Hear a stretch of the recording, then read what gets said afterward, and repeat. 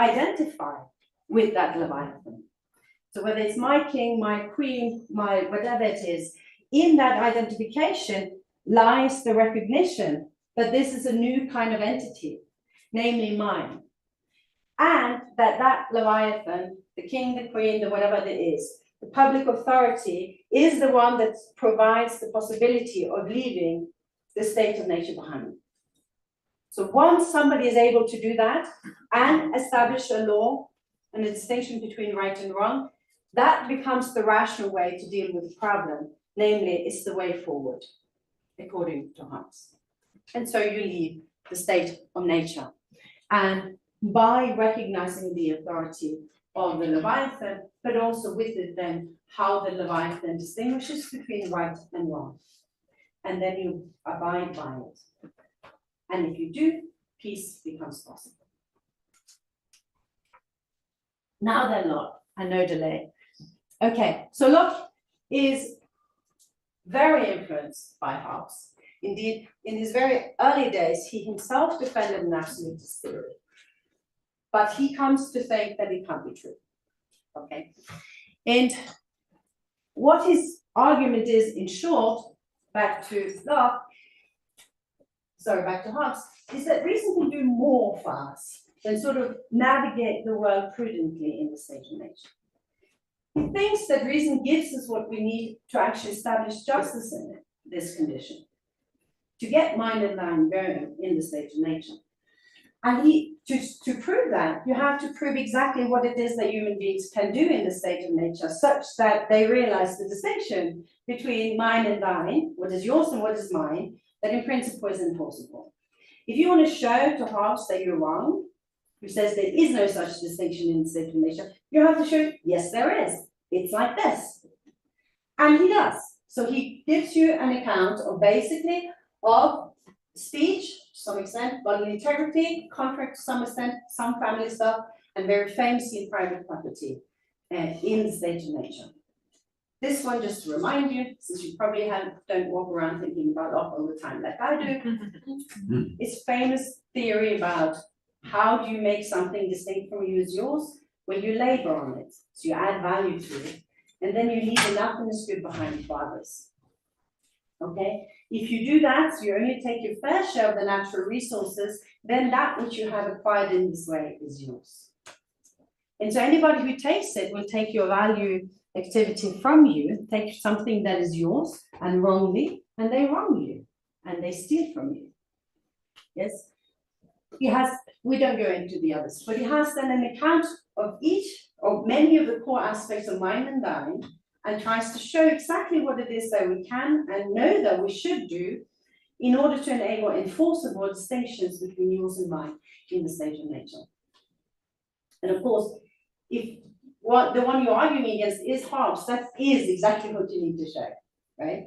Because if you can show this, then you also show that there's wrongdoing and justice and injustice in the state of nature. Now, he does not think it's easy, right? So Hobbes has the quarrels, he has the inconveniences, that it's not easy to do it in the state of nature. And the reason why it's not easy to do it is the inconveniences, right?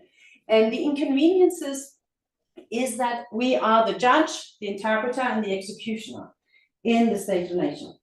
And we tend to mess up on all of those things, right? We tend to be biased judges, we tend to be poor interpreters of the laws of nature, and we tend to try and get away with what we can get away with. So in other words, in the state of nature, there is a lot of conflict. But in his view, when there is conflict, somebody is doing wrong and somebody is being wronged. And you have a right, each individual have a right to enforce the laws of nature in that condition. And when they're doing, insofar as that is what you're doing, you are not doing wrong. You are upholding your right as you have a right to do. And insofar as you're getting it right, you are enabling justice. In fact, you can even punish in the state of nature.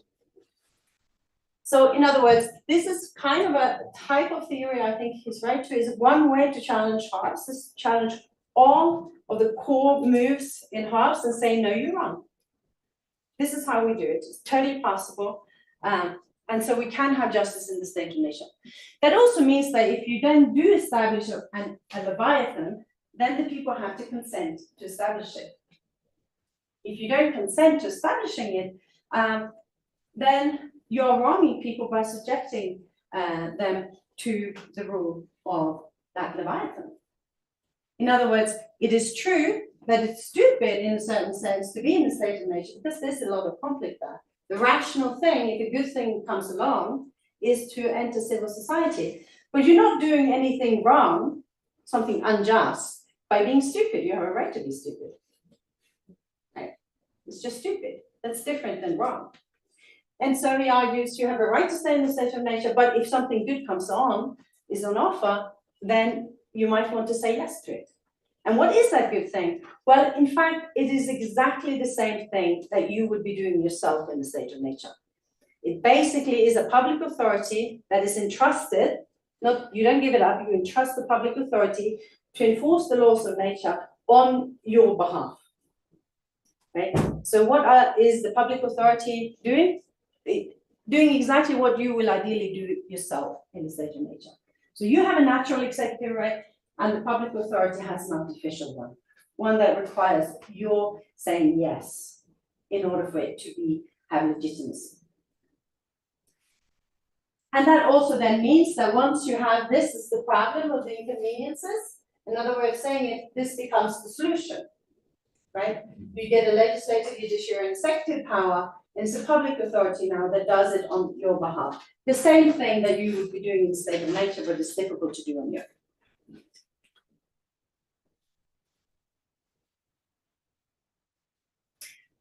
So what about Rousseau?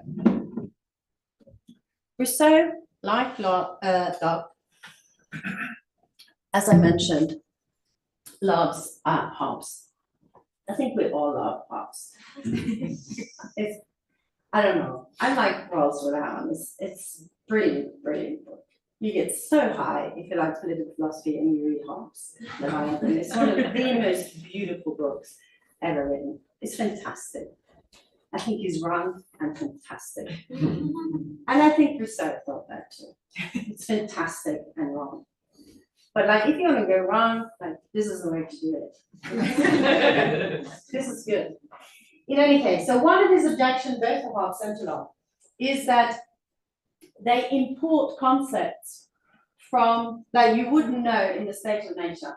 They import concepts that they themselves only could have acquired in society, and then they put them back to describe life in the state of nature, and that's cheating. I think that's right.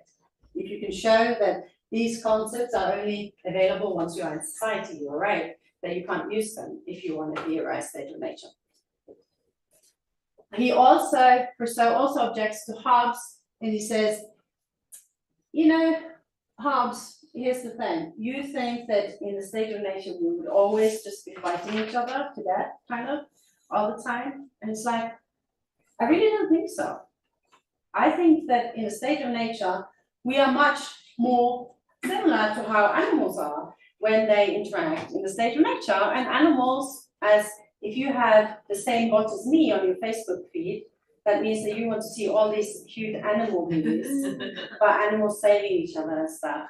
That's what we would also have, which is that we would respond to suffering with pity. This is not true that what we would do is war all the time. A lot of the time it's just pity. And then in addition, he thinks, we wouldn't hang out in the way in which you guys presume. You know, if we were really in the state of nature before any type of society, he thinks originally, how we originally were, we were just solitary wanderers. So we wandered the planet, and it was convenient. We were smarter, he thinks, than the other animals in that we would perfect. We would copy better, we would perfect it, the kinds of cognitive powers we have. And so we can outsmart them, survive, and then we would wander.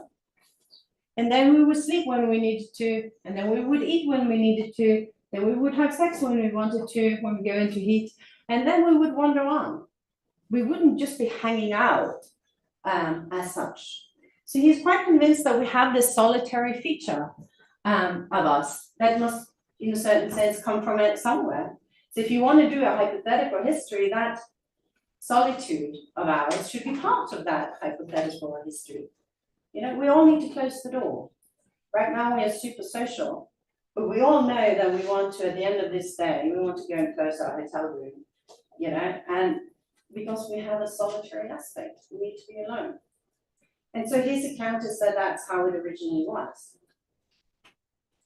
And so he thinks too then, originally there was no mine and line in a very profound sense, because we wouldn't want to. And pity we had walked on, we didn't hang out, and we didn't need super social mine, even though we all down. But at some point, he thinks then, at some point it started to get crowded for human beings, and somebody at some point found it necessary, because they bumped into each other, it was unavoidable to just keep walking, is to put a stick in the ground and say, this is mine. And he thinks that's the beginning. It's also the beginning of the nightmare. And so he thinks that once somebody put a stick in the ground and started to use, or needed to use, saying things like, this is mine and not yours, then is the time at which we could plausibly hypothesize the human beings starting to live together, whether it's families or communities. But also what happened once we started to live together was that once you started with mine and thine and seeing other people all the time, then you also develop social emotions, and especially comparative emotions or amour-propre. That is, you would compare how you are doing compared to how others are doing, in a way in which he thinks in the original state you couldn't imagine, because we didn't stick around, we just moved on, lived our own lives. But once you start living together, you start developing a social sense of self. And that, he argues, is really the reason why ultimately something very similar to Hobbes' state of nature arose. Namely that people started to fight a lot, and started, once you have a social sense of self, you can also kill because of your social sense of self, out of envy, out of jealousy, stuff, etc. You're not, in other words, just trying to stay alive and moving on, but it's another type of motivating factor that is very, very emotionally strong. And so then you started to develop a society where really it was a lot of wickedness going on, the sort of distinctly human wickedness, bad stuff and conflict. And he argues at that point, it is likely that somebody who had a lot came up with a brand idea. If you want to have a hypothetical history of things, brand idea is like, how am I want to solve this problem? Well, I'm actually going to solve the problem by trying to present to the others that we should enter civil society so that they get rights protecting them. Knowing full well that the rich man, as he said, knows that he's still going to stay rich, but he's going to get everybody to believe that if they enter civil society with them, that everything will be much better because they will be protected. And so he cleverly makes everyone enter civil society, get them all to run to chain themselves, right? So that they think that life will be better, knowing full well it won't be. So then he continues, so that's basically that, the inequality writing of his. So it's no accident, in other words, that once you turn to the social contract theory, it starts with saying, here's all these people who have been chained, who are chained. What do those chains need to look like if they're going to be justifiable? In other words, his whole thing is about how these historical chains are not going to be good. So he wants to be, right, people have been cheated to enter society. But what should they look like if they were to be legitimate? That is to have moral authority. And as you probably now start to remember, his solution in very important ways is the general will, right? So his artificial authority is that you need to form a general will that is a way in which the reasoning about the laws is genuinely shared by all the people who are live subjected to that law. In a super ideal world, you know that they will all come together and reason to try and find the rules that they can agree upon to govern how they interact. That's the ideal way. And then they have to learn, in order to do that, they have to learn to distinguish between what they want naturally and what it is that they want as a citizen who lives together with others. They have to, in other words, figure out that the perspective of the private perspective, my private perspective, is not the same perspective as my perspective as a citizen who participates in self-legislating with others. With me, so maybe I would like, this is a silly example, but maybe I always think it's intuitive that we should sort of pass each other on the right on the road, right? So I come to our meeting to make traffic laws and I'm going to advocate for that. It's like, that's the obvious thing. It's a bit like the toilet paper, should it be over or below, right? Over, obviously. And then we come to our meeting, we're going to have toilet paper rules and or traffic rules. And I say, obviously, and I put it on the table, it should be like this. And then somebody else says, oh, obviously not, you know, I'll do the toilet paper. It has to be under, so you keep it protected from bacteria. My bacteria friend tells me. And then we have it. We have to, no, well, obviously much more convenient if it's over, you know, you don't have to sort of think. So, but the thing is that the reasonable, what happens when we try and live together like that is that I realize that my perspective is not the universal perspective, and somehow we have to find rules about this that are all right. And that doesn't mean that it has to be right. So, in other words, we have to learn to participate in a democracy for him. That is the way we actually make the laws together and we figure it out. And so we have to learn to distinguish between our private and our public perspective. He also thinks that as a matter of history, it is important that there is somebody who's able to sort of step up and actually do that. I think in the US context, is something like Lincoln, who's actually able to move people to realize the importance of this, including this distinction, and somehow is able to unify people and do the right thing and move things along. So historically, he thinks the legislator is understood as very important. Okay, so then I think I'm doing okay, right, on time? Yeah. So I think Kant would agree with pretty much everything I said, with a little hesitation on Locke, just how he thought at least that type of position gives. So how does he transform it? Well, first of all, compared to Hobbes, as you remember, has a right on nature, or Locke, I didn't mention, but he also has the right to self-preservation at the basis of his theory.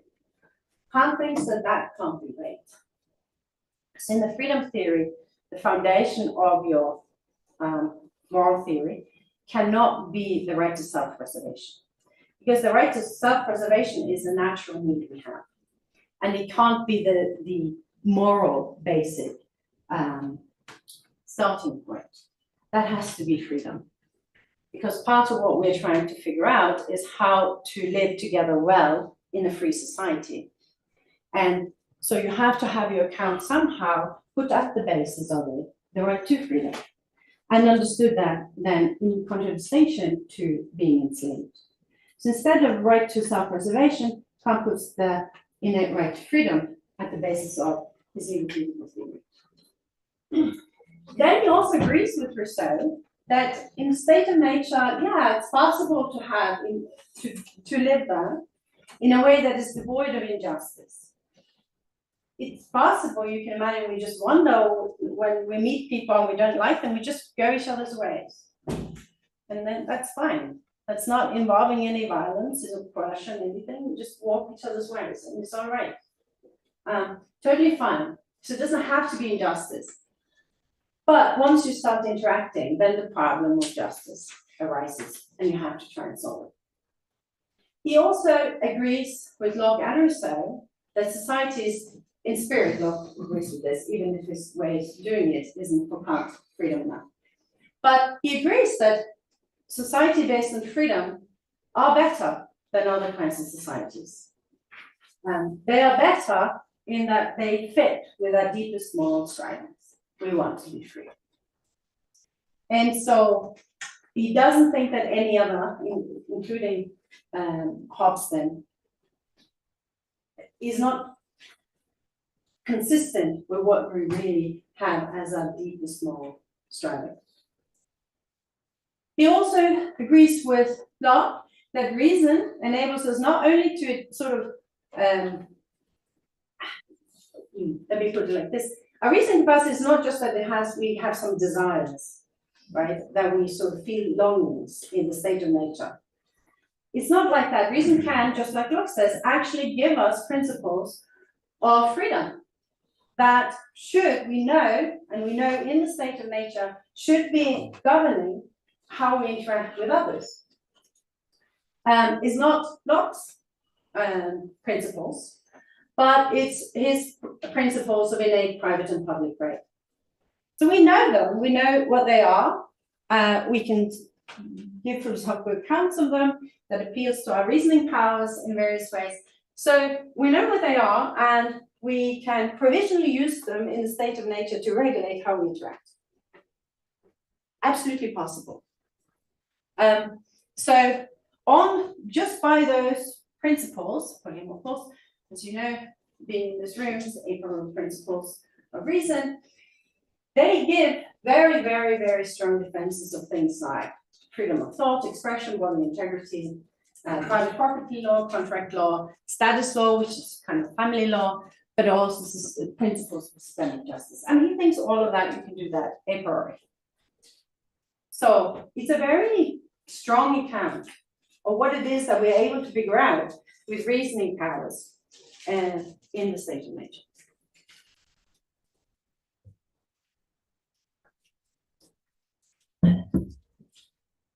But where he agrees then with Hobbes and Rousseau and disagrees with Locke is whether or not you can realize justice in the state of nature.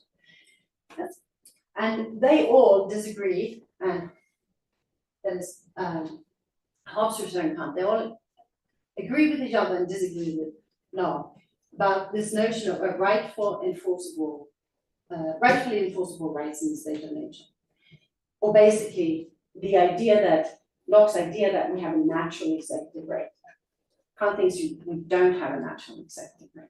It is impossible in principle to enforce these the principles of a right in the state of nature. They, in short, there isn't just one way to specify them into law.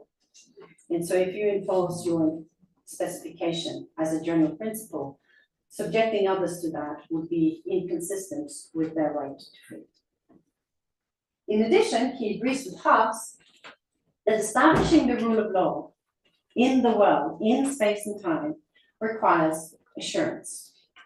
And in order to have, that is, that it will happen, that the law will be backed up with physical force, you might say, that makes it the case that the rule of law actually exists in space and time. And he argues that that assurance can only be provided by a public authority.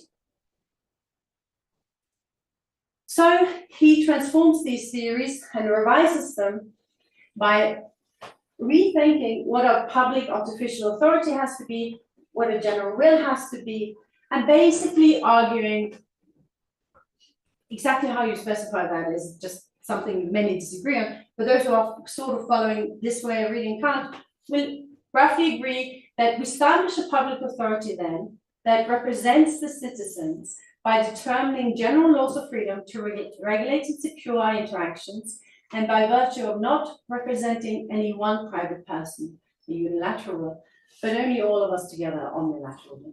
Only such a public authority can solve the problems of interactions in the state of nature in ways consistent with each person's right to freedom. And I won't go into the next little bit. But basically, it's a way, in other words, to keep thinking about what really is a public authority and what is it not, and which parts of the predecessors do you want to hold on to, and which ones do you want to let go of. And it's all about whether or not you could think it ultimately consistent within a right to freedom, right? That you have a right not to be subjected to another person's arbitrary choice, but only to laws of freedom. So it's just sort of thinking through what that really means. in ideal theory. Notice too, given where we're going to go in a second, notice too that just if Kant is right on this, then it is true, if it's right, it's true, that we need publicly political institutions. Right? It's not a solution just to try and start over in one way or another. And it is also, it makes it complicated in that way. If the argument is right, it's never an option, if you were to do it in contemporary language, to just burn it all down and start over. Right? That's in principle impossible. It's been shown that that's not an option. Finally, some other bits that are kind of interesting to just notice. Kant is different from Hobbes, from Locke in the sense that once you establish a monopoly in fashion, just want to have noticed it. It raises new types of problems of systemic justice. So you remember that Locke, he says that the laws of nature that the individual enforces in the state of nature are exactly the same as the one that the public authority will enforce. Kant says can't be true, because the public authority can and must establish a monopoly on fashion governed by law, right? Which makes the distinctions between mine and thine enforceable. But then it must also ensure that that system now of law, of distinctions between mine and thine, are reconcilable with each person's right to freedom. And some of the nice types of moves you get philosophically from that is that you get a way to explain why the state, but not private individuals, have a right to do things like regulate land, economy, and finances. You have a way to explain why the state can do it because it has a monopoly on fashion. And it has to ensure, continuous project, that when people exercise their freedom, it's subject to laws of freedom and not to somebody's arbitrary choice. The most popular argument, maybe until now, has often been on poverty, right? It gives you an in principle, a priori argument for why there must be public poverty relief in the state. Because your access to means cannot be dependent on anyone's arbitrary choice about the matter. So it cannot be the case that I ever can find myself in a situation where the only way I can get to means is either by committing a crime or somebody giving me money. I must have a right to exercise my freedom, which means that there must be somewhere I can go, governed, controlled by the public authority, that makes it possible for me to be safe there, have legal access to means, and then I can work my way out again. So it's a very strong argument, including because it shows against all libertarians that they are wrong. It shows that they are wrong to think that, say, poverty relief is a question of charity. It is not. Okay, now, what about these other things? Let me mention them. Kant has, I think, a lot like Rousseau about the unsocial sociability. That is, that we have an element that is a wandering element. We need spaces, both to set ends of our own and also to be on our own, but we also are quite social. I won't get into it, depending on the Q&A goes. Also agrees that there's a moral change, obviously, in what I've said so far, once we enter civil society, because we have to start learning to reason when we have any cap of public authority on, in terms of laws of freedom, which are not going to be the same ones as my private opinion. On this account too, it is not going to be coextensive the same, though it's compatible with what virtue requires of me. Okay, it's not the same type of reasoning. Okay, because let me now move to the next section of the talk, which is a lot less uncontroversial, it's more controversial. So, in some ways, a lot of Kantian legal political theory, since the Kantians started reading the Doctrine of Right, which is really only about 20 years ago, right? So almost all the papers, not all, but enormously many, 95% of the papers written by Kantians who defend Kant have been about everything I've been talking about, one way or another. It's pretty much what they're all about. So now I'm going to argue that we need to do new things now. Okay. Yes, we had to do that. We know how it is. Anybody in this room had to spend a lot of their PhD just trying to learn to speak Kantianese, right? And this was a new text, so we had to do this stuff and all that stuff. It's very important part of understanding the position is to be able to do it. Philosophies are doing. But I think we should move on now. And one place to move on is to start discussing more Kant's conception of the 4 legal political conditions. Even in that description, there's controversy, just FYI. In any case, what is not so controversial is to say that Kant thinks that there are 4 possible, he likes possibility, the 4 possible legal political conditions, and there are 4 of them because once you get a legal political condition, you combine 3 principles, namely Gesetz, Gewalt, and Freiheit. Now, if you read Mary Grego's translation, or in fact Roche's, you are going to disagree with exactly how I translate this one. So often it's translated Gewalt either as force, as in Arthur's force and freedom, yeah, or power, or something like that. Isn't that yours? But yeah, power.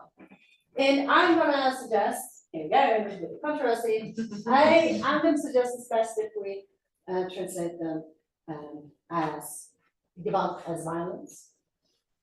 And then it was uncontroversial, Gesetz is law, and Freiheit is freedom. So what that means, how come you end up with 4 of them, is how you combine these 3 principles. So anarchy is freedom plus law, according to Kant in the Anthropology, but no violence. Despotism is law and violence with no freedom. Barbarism is just violence, no freedom, no law. Republic is law and violence and freedom. And so the ideal for Kant, and the position I've been describing earlier in my interpretation, would fit with, so to say, a liberal Republican type of interpretation of Kant.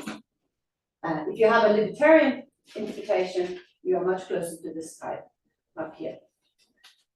If you are a legal positivist, you're going to be including this as the condition that gives rise to political obligations.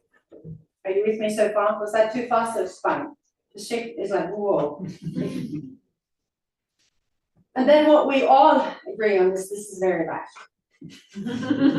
And since I'm a Bavarian, because I come from a Bavarian country, I get to speak about it anyway. Okay? But barbarianism is just violence, or just force, or just power, on the other interpretation.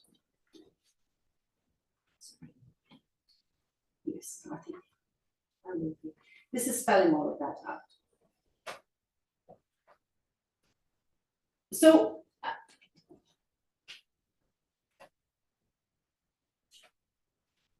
I'm going to skip that. Let me then go to the next part. I think if you work with these distinctions, and now entering the pocket discussion.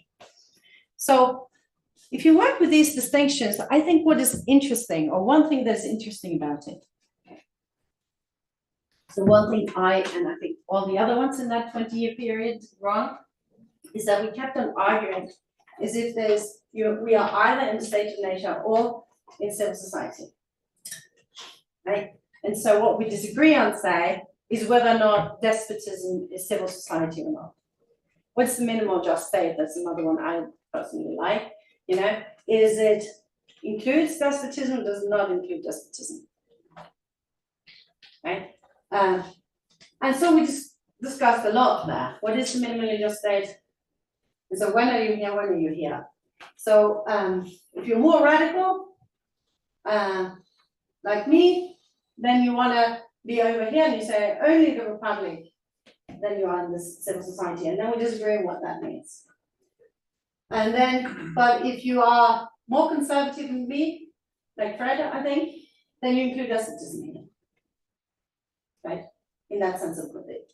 And Whereas, and you still over here, you tend to argue that whether or not it is barbaric or just anarchy, Kant, that's here.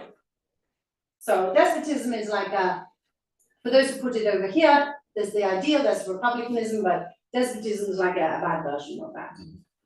And then over here you have anarchy, and then a bad version of anarchy is barbarism. Okay, that tends to be how those arguments go. So I'm going to say that we should stop reasoning only in that way.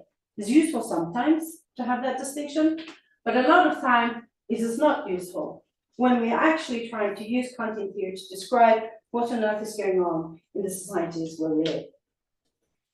I'm going to argue in those societies, we can be in something we could generally say is Republican. Let me use then the country where I live, which is the US. The US foundational document, the Constitution, is Republican in this type of interpretation. It has principles of freedom in it spelled out. That's what it is. And so, in that sense, it's a Republican setup. And maybe one can even defend, which I tend to do, that that's better than not.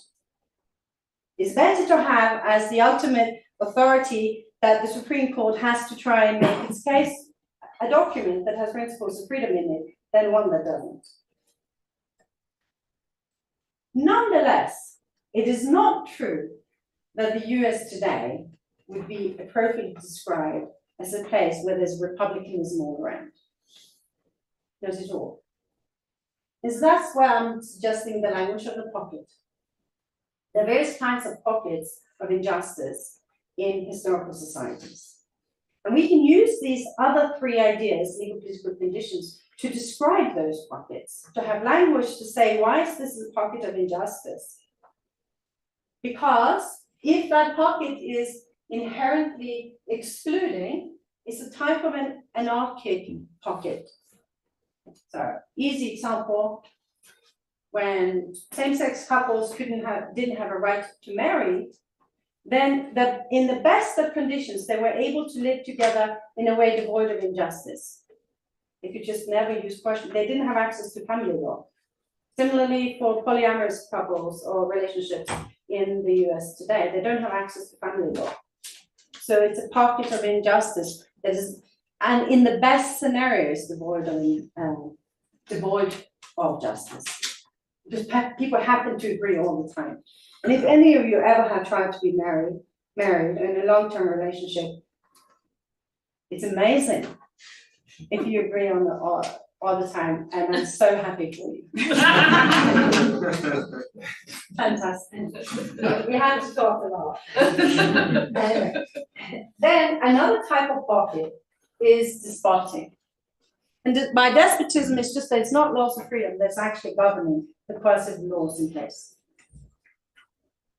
So, if it is the case that, which used to be the case, and do one from my original country, Norway, used to be the case that in order to be a minister of education, you had to be a member of the state church. That's good old despotism for you, right? Because it means that the authority is limited to a specific type of religious affiliation, and it's not consistent with that. Finally, violently destructive or barbaric would be, I often use this example, but you can find better ones, is things like sodomy laws. So in virtue of being who you are, it is the case that you have to be careful because the state has authorized violence coming at you. So, in my view, thinking of these types of pockets is useful in order to actually describe historical societies, and also because of the way in which it's a freedom theory in the background, you get a lot of language to then describe what kind of a challenge we have in order to reform whatever we have inherited, so that we more realize a truly free society. And so my suggestion then is that we should give up always arguing consistent with the binary distinction between the state and the chance of society. Thank you very much.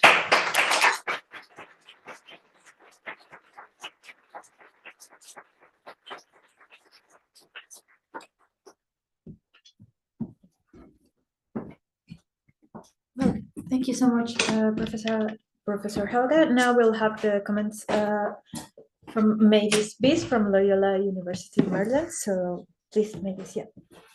Thank you so much, Helga Varden, for the wonderful keynote. Thank you to the hosts. I'm really happy to be here. I really admire Helga Varden's project. I don't intend to burn anything down. And I think that really the project opens up a lot of possibilities, both for using Kantian resources to address like real life issues and do engaged political philosophy or engaged moral philosophy, but also for opening up possibilities for dialogue across philosophical traditions. One thought that actually came to mind as I was listening to the keynote, I've read a written version of the address, was that this project might be really interesting in terms of thinking about the contemporary landscape in security ethics. I'm thinking of situations like down the road from where I live at Hopkins University. Hopkins has now hired a private security force. The state police force is not in charge of security at Hopkins University.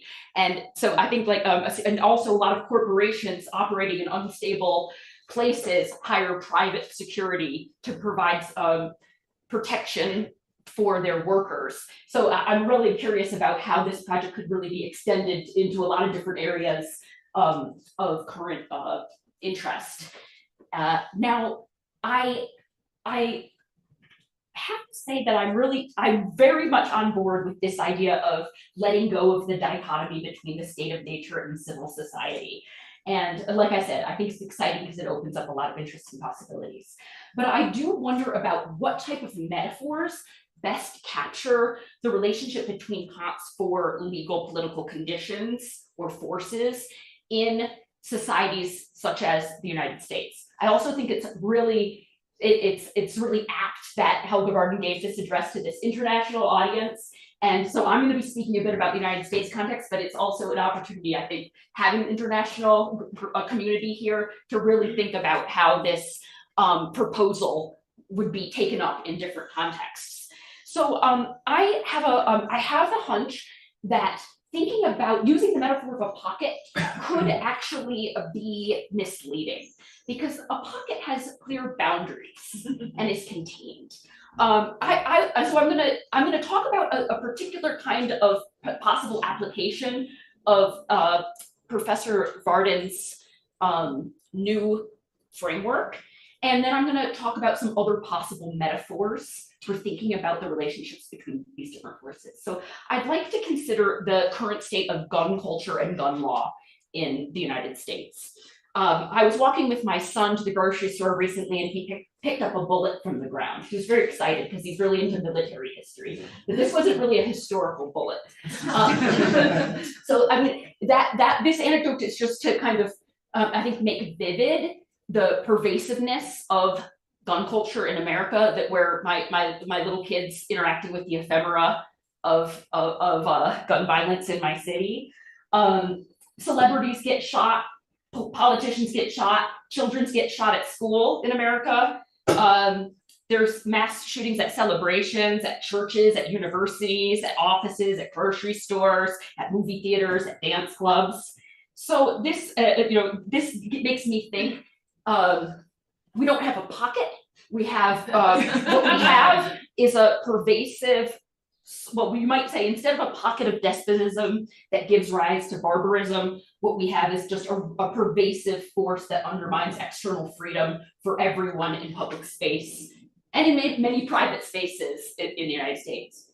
I would note also that in February 2023, the Fifth U.S. Circuit Court of Appeals ruled that it's unconstitutional to bar people under domestic violence restraining orders from owning firearms. So it's not really just public space that where this is an issue. It's in private spaces. So what are some other possible metaphors? We might think of a net that is cast across a whole society. We might think of an uneven topography as a metaphor for thinking about the relationship between republicanism, despotism, barbarism, and anarchy. And I think it does matter what kind of metaphor we use to think about these relationships, because it sort of pushes us in a certain direction in our thinking, or allows us to clarify, or can distort our understanding of these phenomena. Now, I'm not inclined myself to, well, I'm not sure. I want to just put out some possible viewpoints that I can imagine, or responses. I'm not sure if they're mine. They're possible responses to Helga Varden's proposal that I've thought of. Some people might argue that we tend to theorize from pockets, meaning that, but maybe in some places the functioning legal order is the pocket. And if we theorize from pockets, this might end up making our claims seem more universal or applicable than they really are. So that's just a sort of a worry I could imagine someone having. Certainly, it seems like for some groups of people, the state is the biggest threat. I'm thinking about mass incarceration in the United States, where it looks like the state is worse than the state of nature. So in the written version of Helga Varden's address, she adds in a call that I think is really important. That is, it's I think very relevant for how she envisions this new methodology being taken up and used in projects in contemporary political philosophy. And she calls for philosophers to really listen to the voices of people who are oppressed, subjected to violence, and denied freedom. And she points out that this is something Kant just failed to do. So contemporary Kantians need to do better. But this makes me wonder how we should respond when people who are listening to reject the resources of ideal theory, meaning they don't want those resources or don't find them helpful to describe the issues of injustice in the actual societies in which we live. So as a way of sort of thinking this through a little bit more, I want to ask if blending ideal and non-ideal theory in the way that Varden envisions would address critiques of the Kantian tradition made by theorists like Charles Mills. So the question is, does this shift actually, to what extent does this shift address critiques that have been leveled against Kantian political theory? So I'm thinking here of the 2018 presidential address that Charles Mills gave to the American Philosophical Association in Chicago, Illinois. In this address, Mills argues that Kantian ideal theory actually constitutes an epistemic injustice. So he spoke about the, quote, deeply problematic methodology of ideal theory in a world where social injustice and related epistemic justice constitute the norm. So Mills, really famously has argued that the contract that we've inherited is not, we don't have a functional contract that's been disrupted, but rather the contract is rotten to the core. He argues that illiberal liberal states constitute hermeneutical injustice as theorized by Miranda Fricker. And he claims that most historical societies are societies of systemic oppression. The foundation is the subordination of non-whites and women. Now, I think that Helga Varden really wants to remedy these kinds of epistemic injustices that Mill points out by creating a way of doing Kantian political theory that blends the ideal and the non-ideal, and that kind of comes down to earth in a way. But so that's a question that I think would be really interesting to hear more about, or to think more about.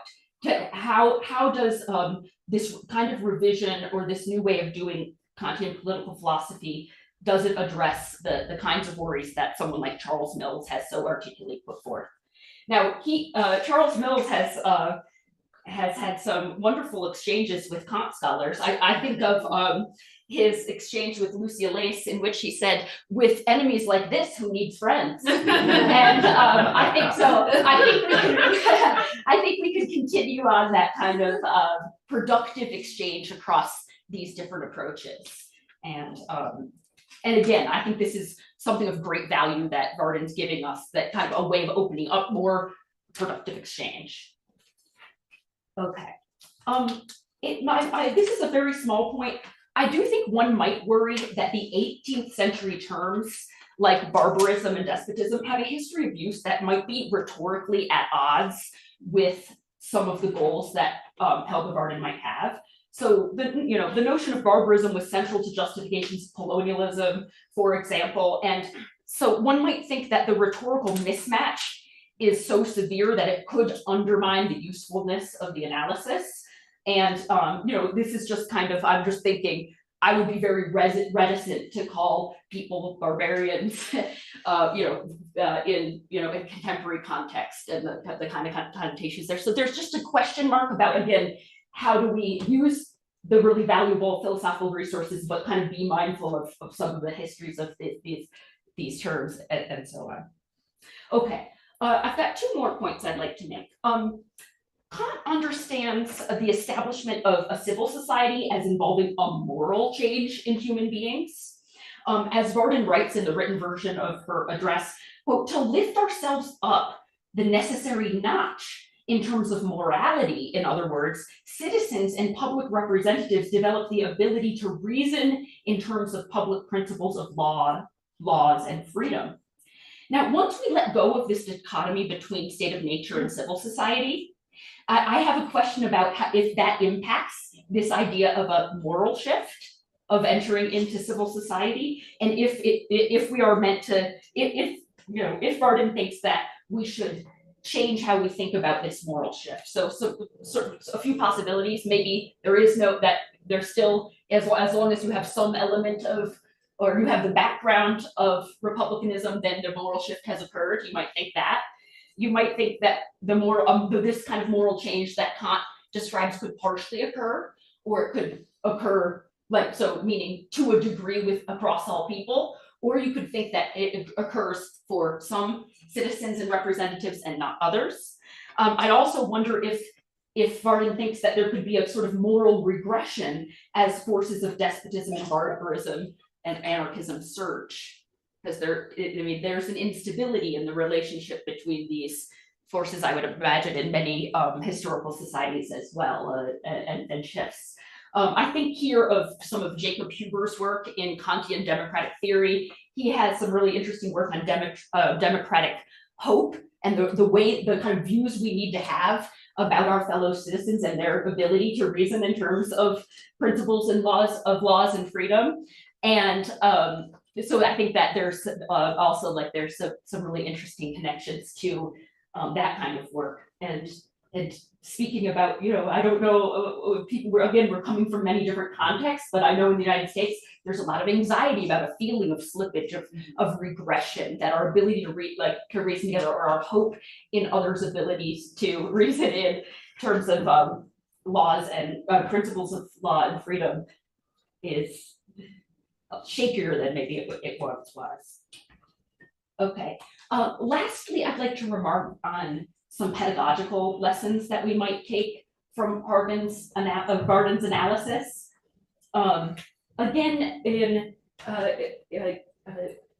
Helga goes on in her written version of her address to talk about how to blend levels of ideal and non-ideal theory, how to take this framework.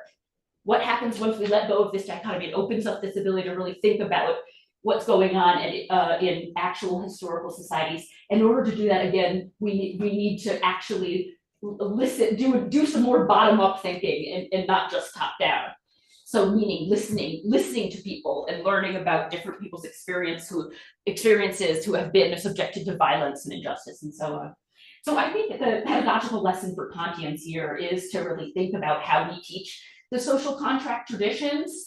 As I was reading and then again listening to Helga speak, I was reminded of Ronald Sundstrom's presentation at the 2021 New Currents in Teaching Philosophy conference that was held in Baltimore in 2021. It was organized by Ned Hall of Harvard University. And the point of this conference was a pedagogical conference to really think about, how we're teaching philosophy in the 21st century. And he presented on his method of teaching the social contract theory alongside narratives of enslaved people in the United States. And I think that very, very much that this type of pedagogical approach would be in alignment with Professor Varden's approach. And so the value, I think, of her project is also extends to how we think about what we're offering our students, and in doing Kant in a new way, how we might help students really get the most from that the history of philosophy can offer, but help them see how it also can be relevant to analyses of their contemporary lives. So I am so happy to have had the opportunity to engage with Professor Varden's work, and I'm really curious to see how she might respond to some of my remarks. So thank you.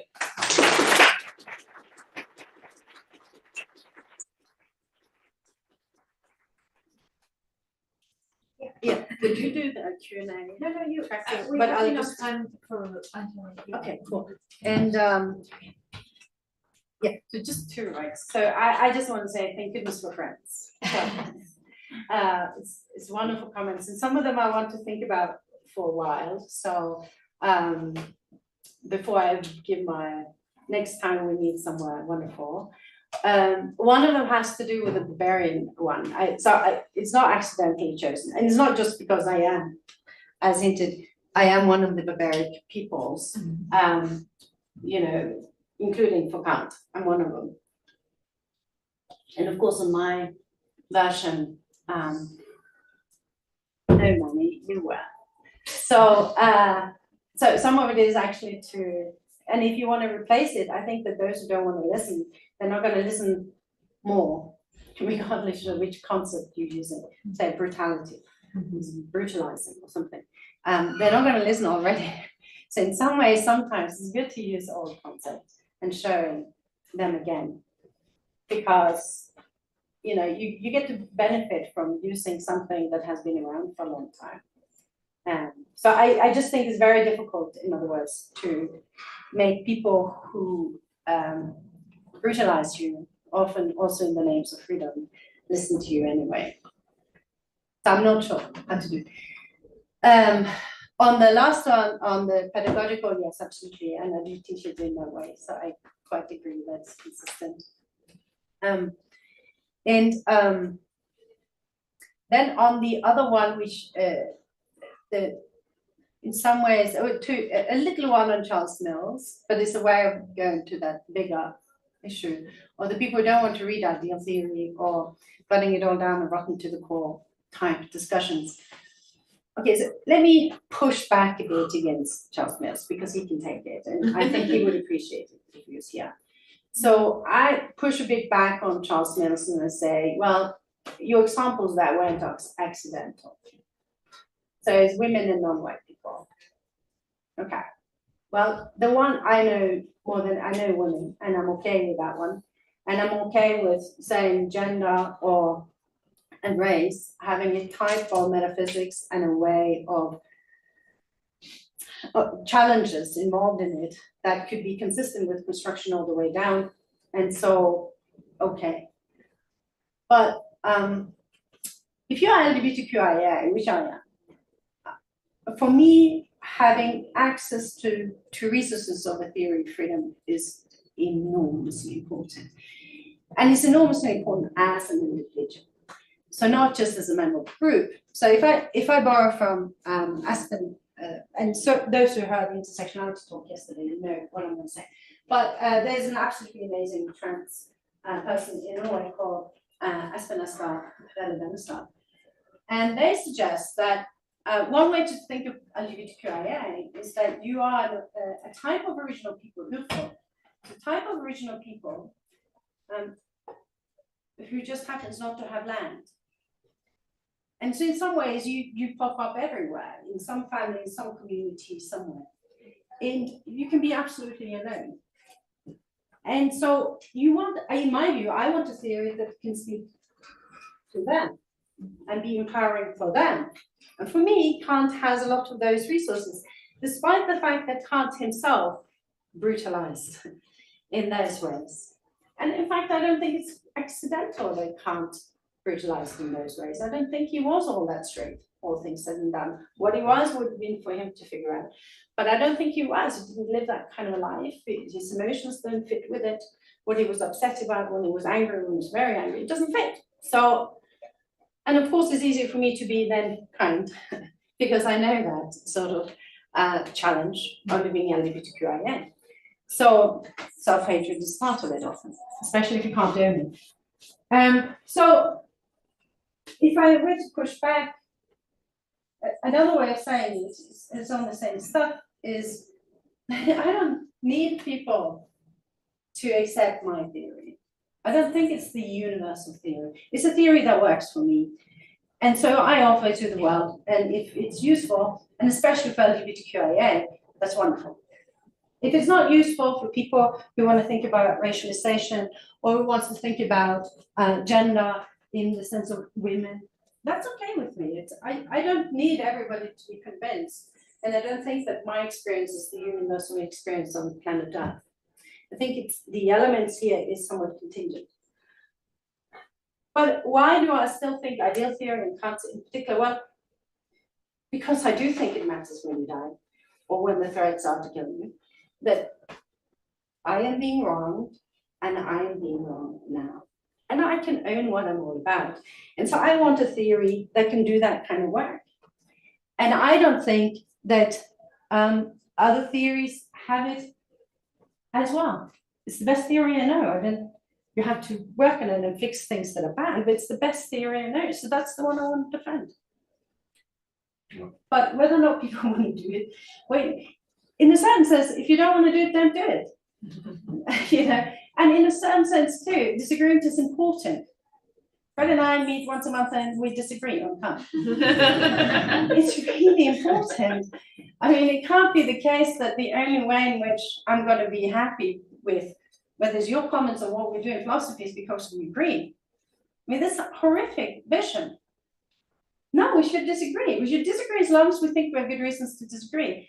And because in the end, that's going to enable then more things to be thought that needs to be thought. And maybe then we hand something better off to the next generation. So I don't think we have to agree. So if people don't want to read ideal theory, don't read ideal theory then. But I find it very useful. And for some of these reasons. So I kind of don't want to get into that type of dispute with them. If I were to be a little bit sort of pushy back, it would just be that, but don't universalize your theory either. Why don't we do that one reciprocally? And then we just argue and see what people can do with it. And that will be the truth, maybe, or closer to the truth, than us trying to universalize our contingent pockets, if you like. A little last one on the state stuff. I just want to mention it.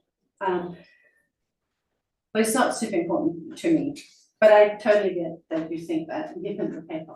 I do think that there's a difference between whether or not the state facilitates various kinds of injustice or wrongdoing or actively participates.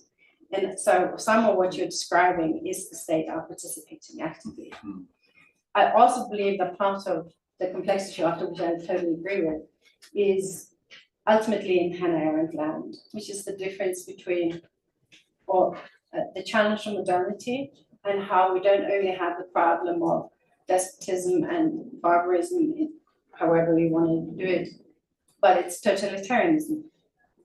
And totalitarianism is a threat, and I think at the moment we're feeling those forces quite strongly. So we need to develop it also in that the theory gets up to the challenge of modernity and the new kind of evil that was unleashed in modernity, and that, of course, for her involved things like the Holocaust. So it is not the end of the story. Anyway, long way of saying thank you. Wonderful comments.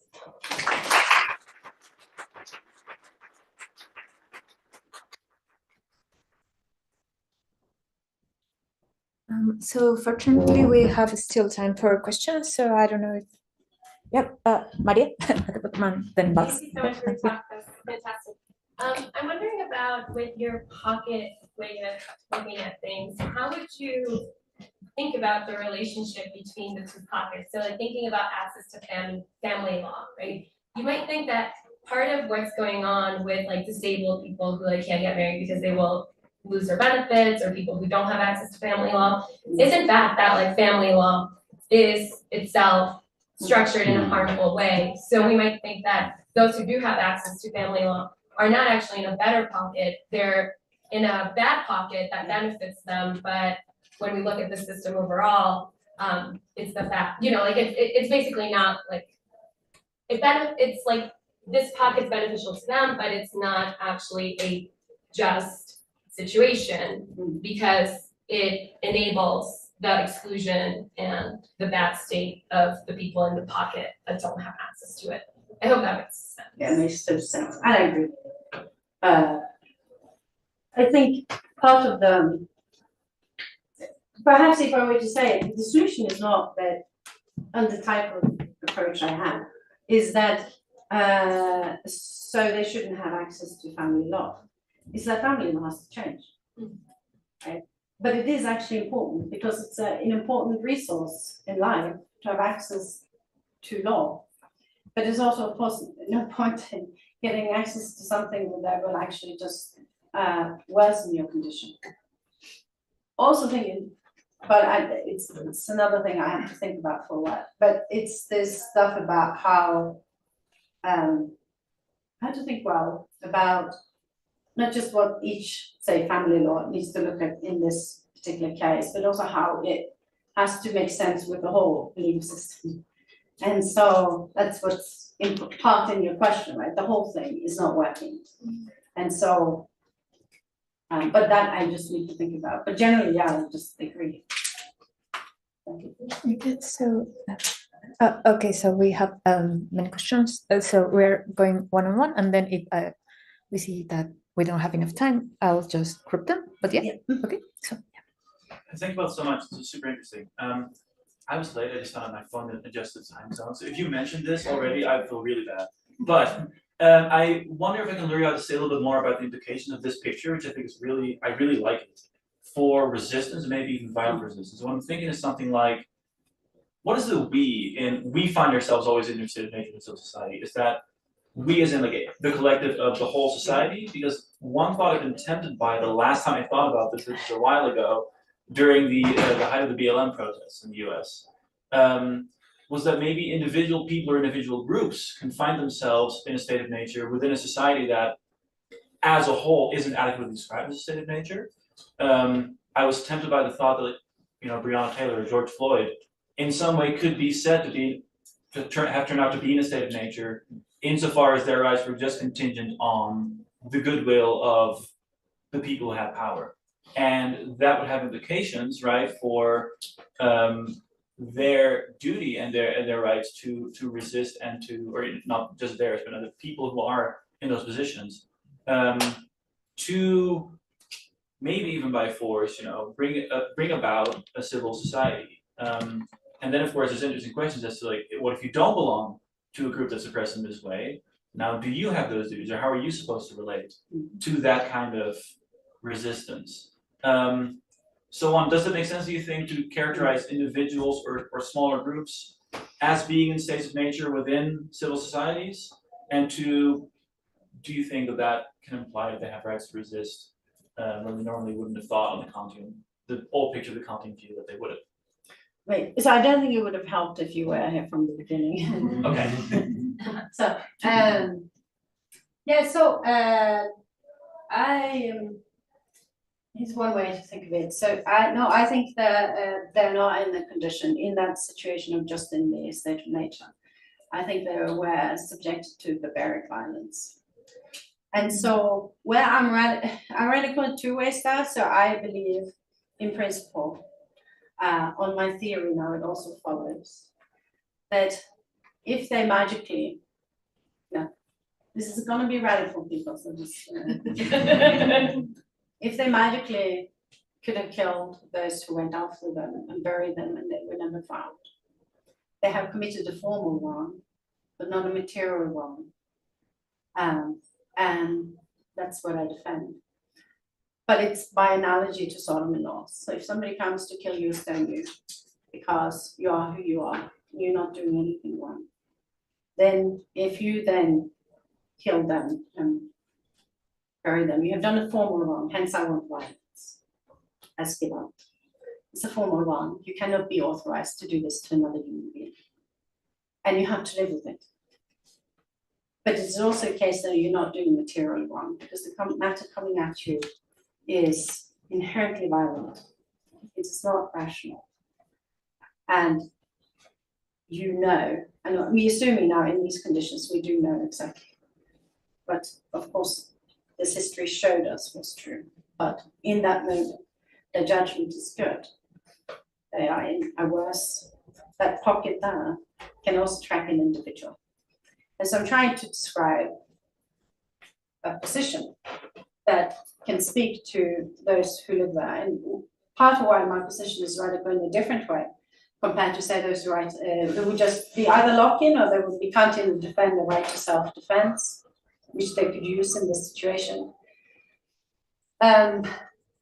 Is on the one hand, I think, in a certain sense, I don't think you have a right to self-defense, meaning that when you have to actually use lethal violence against another human being, that type of self-defense is not just coercion, it's violence, then you're committing a formal wrong.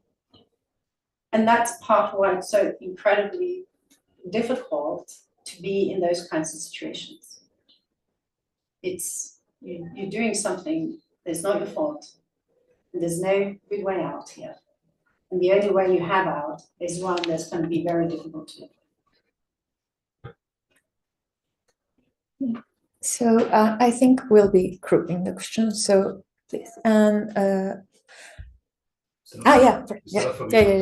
yeah. No, but the first here and please. Yeah. Thank you so much for the talk. So my question is, if the context of the society, what type of society it is, its values, etc., has a role in the way that pockets are being formed.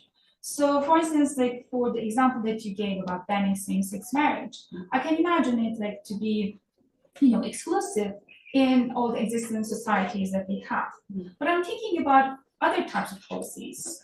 Like, I'm just wondering whether the same type of policy could be excluding in one society and not in another because of the type of society it is. So I was thinking, especially for like recently, one of the main debates is about banning children to have access to trans care, especially puberty blockers, hormonal treatments, surgical interventions. So Republican states have been banning them in US, but also Nordic countries, like as far as I know, Sweden, Finland, maybe Norway as well. Not yet, but you bet it's coming. But they're also banning it, but they might be banning it like a little bit for different reasons. So I'm not sure about the Nordic context because we always think that they are more socially, more open-minded. So I want to think about them having the real reasons, like mainly basing it on the scientific results of like the effects of puberty blockers on teenagers and so on. And I think that the gender dysphoria maybe is experienced differently in these different contexts. So the urgency about teenagers accessing trans care could be different. So I'm just like wondering like whether or not that you think that the same policy can be excluding in one context and not excluding in another context, or or so like in one context and not in another. Yeah. Could we group your questions, please? No, but Okay, so yeah, so on the trans We need to group save them, time. Can you? might need to group them. Yeah. Yeah. Take all the questions and then I try and Okay, answer some. sorry. So mine is simply about your standpoint of judgment, and the question is when you're identifying pockets, and I think it's a fascinating idea that we need to do away with the dichotomy between the state of nature and civil society. But when you are making that judgment, where would you see yourself as judging that from? So in Kant seems to want to say a problem with state of nature is there's just subjective judgment. And we resolve that, as you point out, by creating some government, which makes judgments that are in some sense objective in the name of everyone. But you're saying the pockets of injustice are showing that those objective judgments from the state are wrong. Now, would you say you are making that claim from your point of view in the state of nature. And in that case, Kant would say, well, that's very subjective, that's your claim. And it would push you because I think you want to be more Lockean in that you would say from the state of nature, we can have a better, stronger, more detailed understanding of natural law and what is objectively right. And then we can transfer that and be critical of the state on that basis. Whereas Kant is, as you would point out, I think, a little less apt to agree to that. Except when he does it himself. Yeah, and on what, and he does allow the discussion and the. So Just those two or? I think it's Fabiola and someone else was, okay, yeah. So do you want to take the 4 questions? So Yeah. maybe, yeah, okay, Fabiola. Yeah, thank you. I want to ask you about Rousseau, since you were about classical. And about this dichotomy between state of nature and civil society. One might think, and I don't know what you think, that it was Rousseau who called into question that stuff. Because, I mean, he's saying, if we want to talk about the state of nature, let's be serious about it. This is not a social condition, as Hobbes and Locke thought it was. But then in his analysis of social relations, which is what the new thing that he's putting forward here. So in his analysis of social relations, these social relations are, of course, not the state of nature. It is not clear that they are civil society either. Because in the passage that you quoted about the true founder of civil society, immediately after he says, well, but a lot had happened already before this happened. And so what happened is that there was society in some way, there were families and groups, and so self-love developed and blah, blah, blah. So in his account of social relations, he's calling into question this is not dichotomy. These social relations are not a state of nature, but they are not yet civil society. It's not clear where to draw the line. He says with about the true founder of civil society, but then there are social relations where there is no civil society. So that's it. Okay, so we're gonna have a last question to time reasons, but yeah. Yeah, thanks so much. I thought both the talk and the comments were excellent, so I appreciate that quite a bit. So my question was about the dichotomy, what you call the false dichotomy, and the way you motivated the view, which I find really plausible, is that the dichotomy is false. I was wondering if one way of reading the project was actually holding that the dichotomy is in fact still true, still holds. It's just that we assume that we're in civil society, whereas we're much more often than not in the state of nature. Now, it might be the case that whatever state we're in is approximating civil society, or it's on the way to becoming civil society, or it resembles civil society in some important respects. But still, as a state of nature, if it does not feel, if it fails to uphold certain sort of standards of the exercise of freedom of its citizens, would that be one possible way of reading the project? At some point, you said something along the lines of, it's better for there to be a founding document that's Republican, and that's the one that sort of justices have to at least sort of pay lip service to when making certain kind of judgments. But it's one thing to say that the state is better if it has one such founding document, and it's another thing to say that because it has such founding document, it's a civil society, or it comes close to being a civil society. So yeah, I was wondering about that potential kind of twist on the story you provided. And how many seconds do I have? No, around 10 minutes. Oh, yeah. Scary. Okay. No, that's good. So start with the historical society. I agree, and I didn't want to challenge that. I completely agree that for Rousseau there's the state of nature, there's society, and there's civil society, and Kant argues inconsistent with that too. So he's deeply influenced by there can be society before civil society. The problem is the problem of justice and how to make it enforceable. So I just want to agree with that. Also, some of my inspiration was a lot in these pages of Rousseau about when he describes what actually goes on. I was like, oh, yeah, something about trying to get to what actually goes on in historical societies. So that part is, in part, a lot of Rousseau. But trends. So, first, a little sort of more general, a little bit away from exactly your comment.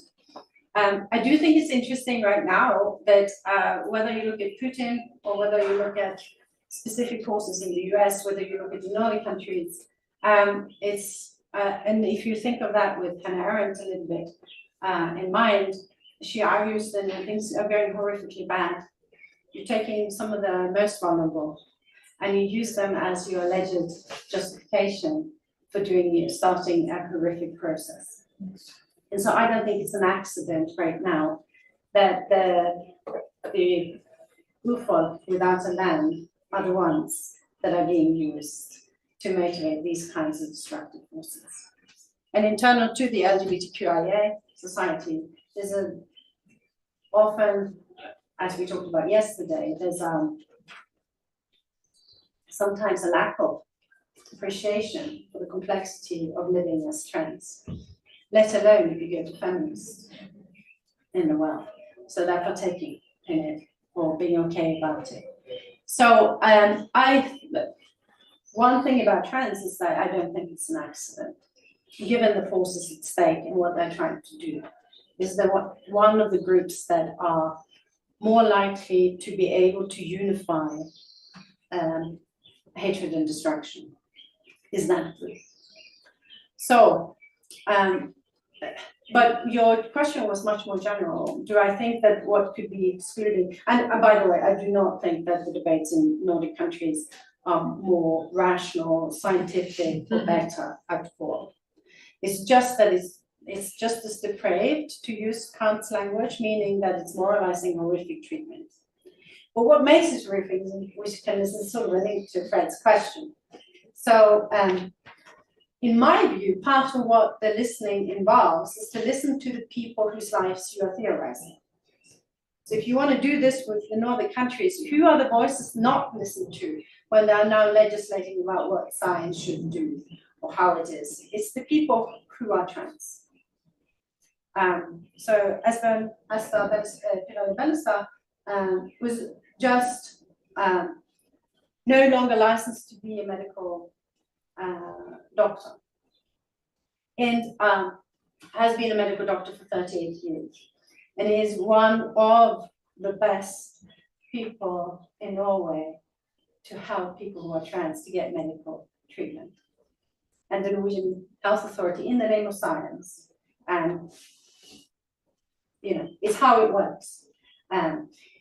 So another way of saying it is related to one of these points, and also yesterday, and to Kantian duties, is that a lot of the challenge, if you inherit something or you're drawn to something, is socially powerful as the Kantian philosophical system.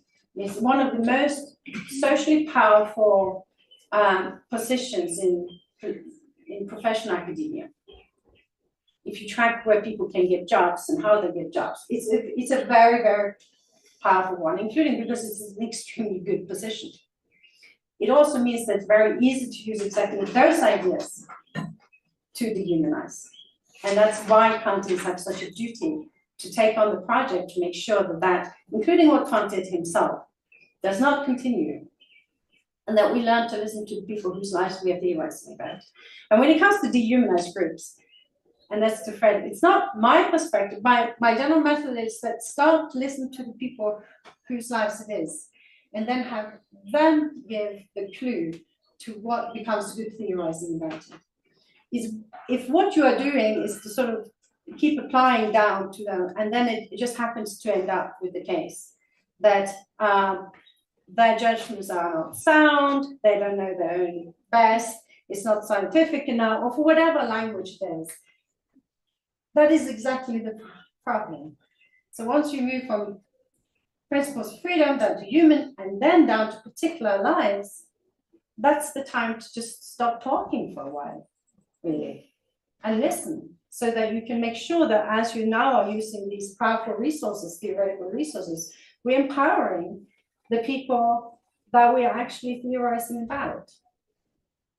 And so in these groups, it isn't, in some sense, that There's some issues that are going to attract the individual, but a lot of them are attracting groups of people.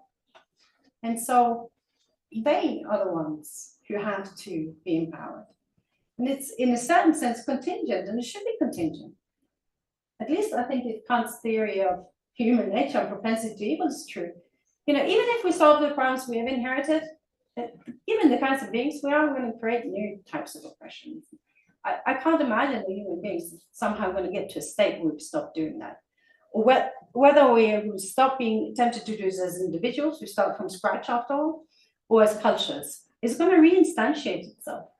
So part of what it is to try and find a way to help us check so that we also keep our academic evil in check. And we have resources with which to do that so that we can object when somebody is, for example, doing what they're doing in Nordic countries right now.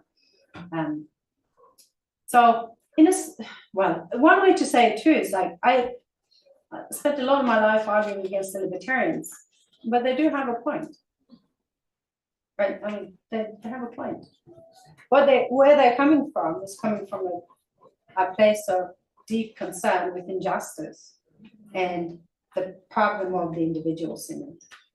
Or to put it back to your point, how the state often can become very much complicit or active in that process.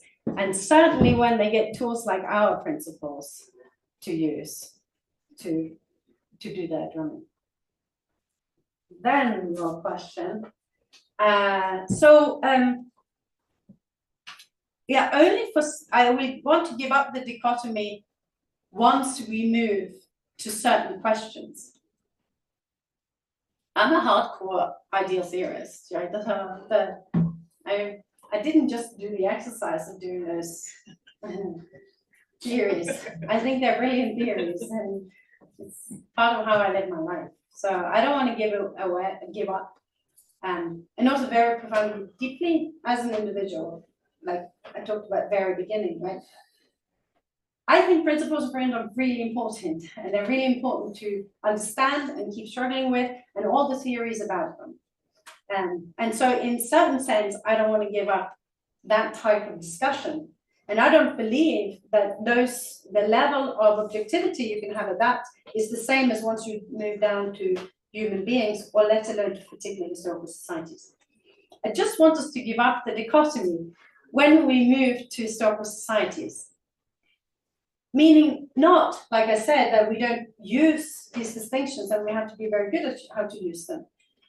But there's so much we just can't in principle see if we are trying to use that distinction to get it into view. It's just not possible. And so that's when I want to give it up.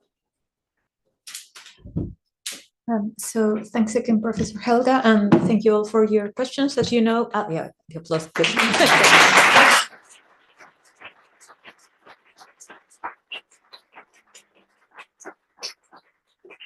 You know, next, just 8 minutes, we'll begin with the next sessions, and one session will be held upstairs and the other one here. So Sala Luis Villoro is just upstairs, and then you go to your left and there will be Sala Luis Villoro. So yep. Could you just say which is which? What's upstairs? And what's Luis Villoro upstairs. Here is Gauss. So but which sessions are? Yeah.